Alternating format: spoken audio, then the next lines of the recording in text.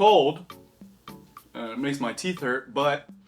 On this chapter of my Don't Starve cookbook series, we are going to cover a dish that is pleasantly simple, banana pops. This tropical frozen delicacy restores 20 health, 12.5 hunger, and 33 sanity. It has a fast eating animation, takes 10 seconds to cook in a standard crockpot, has a priority of 20, and when fully fresh will take just 3 days to rot. This dish will also affect the temperature of your character, lowering their internal temperature by 10 degrees over 10 seconds. If you are playing Don't Starve together, banana pops are Wendy's favorite food, so instead of gaining 12.5 hunger, she will gain 27.5 hunger per banana pop, making them slightly more lucrative for her. Strangely, despite being clearly a fruit, banana pops are considered a veggie food in-game, but all this means is that Wigfrid is still unable to enjoy that sweet 33 sanity. Banana pops make an appearance in both Don't Starve and Don't Starve Together, and as a fun fact, banana pops made their first ever appearance in the Shipwrecked DLC. So how do we make this frozen dish? Well, it's actually pretty simple.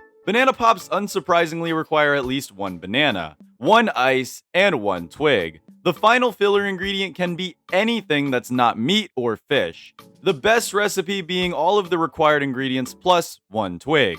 Gathering the ingredients is very different depending on if you are playing Don't Starve or Don't Starve Together. Let's start with Don't Starve. Sure, you could go down into the ruins to gather cave bananas, but since you only have access to this recipe with the Shipwreck DLC, why not just head over there? Jungle trees have a very decent chance to drop bananas, no combat needed.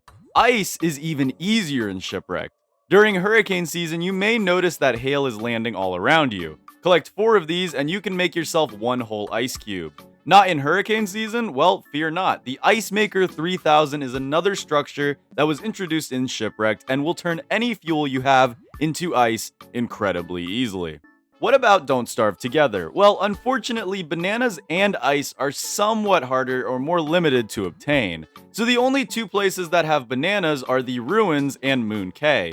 Conquering Moon Cay is the best option as it allows you to replant those banana bushes closer to home. But funny enough, Wendy excels at gathering cave bananas. Abigail is an absolute monster when it comes to dealing with spelunkies, and they drop 1 banana each, so it's really not that bad. The Ice Maker 3000 may not exist in Don't Starve Together, but you can get more ice from icebergs, and there's always Frostjaw's Glacier, which is guaranteed to have ice floating around no matter the season. Twigs are of course the same between both games, just go find some saplings and get to picking. Or chopping if you have a Twiggy Tree World in Don't Starve Together. So what exactly can this dish be useful for? Thanks to its fast eating animation, high healing, and high sanity, you would think banana pops are actually a really good boss fight food, especially if that boss has a particularly hostile aura, right?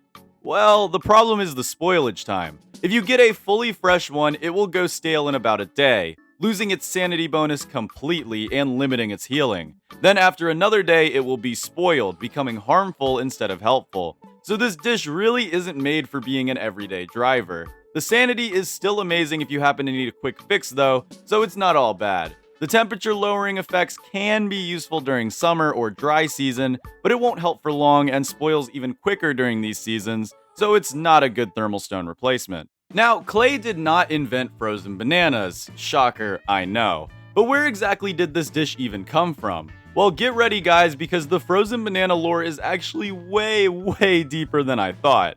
So apparently there is a frozen banana king, yes, a frozen banana king, you heard that right, and his name is Don Phillips. This man decided to open the world's very first frozen banana stand, named The Original Frozen Banana, on the Balboa Peninsula in California in 1945.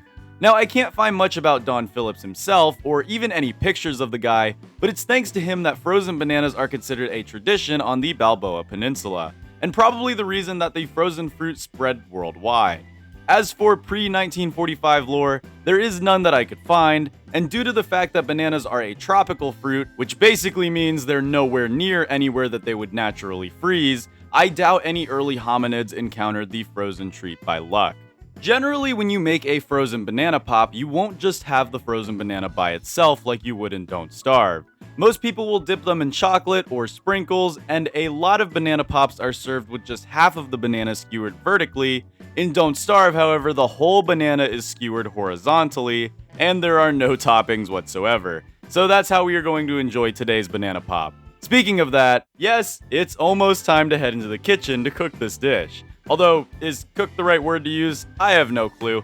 Anyways, since you made it this far into the video, you should totally be epic and leave a like, leave a banana emoji in the comments down below, and subscribe if you aren't already. If I reach 3,000 subscribers by the end of this month, I am going to wear a melon hat while covering the melon sickle, so if that's something you want to see, you know what to do. Alright, let's get back into the video.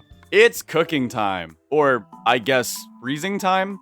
Either way, we must first go over our recipe. Now in Don't Starve, you are required to use a banana, ice, and a twig, so that's a given. But what could our filler be? I decided on an extra ice, although this won't change the recipe at all, but you'll see what I mean by that soon. We start with our banana. Yes, this banana looks way too overripe, but remember we are trying to make a dessert food, so the riper the banana, the better, since more ripe equals more sweet. And while this banana certainly isn't photogenic, it's guaranteed to be sweet. Then it's time to bring our skewer out. Now pay attention to this part because if you miss it, it's actually really hard and you may not be able to do it if you want to follow along at home, but you want to put the skewer into the banana. Wow, look at that.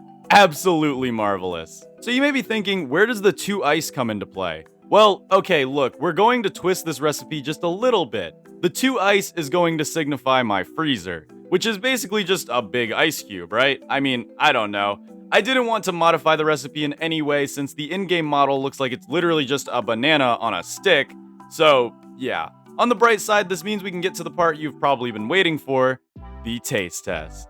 Alright, so now we're going to try the banana pop. I don't see how this could go bad. I really don't. And I forgot to turn my light on, so let me go turn my light on. Alright, so the light's on now, so you should be able to see me a little bit better. Anyways, we have here banana pop. Now, I mean, look at this, dude. It's a banana on a stick that's been frozen. There's absolutely no way this could go bad. Right? Let's see. I did let this thaw a little bit because I didn't want to eat it straight out of the freezer. I don't know, it just doesn't seem like that would be a pleasant experience. But anyways, here we go. Wow, you know what? That's an enjoyable way to eat a banana.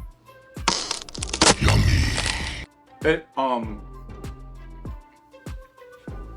it's cold.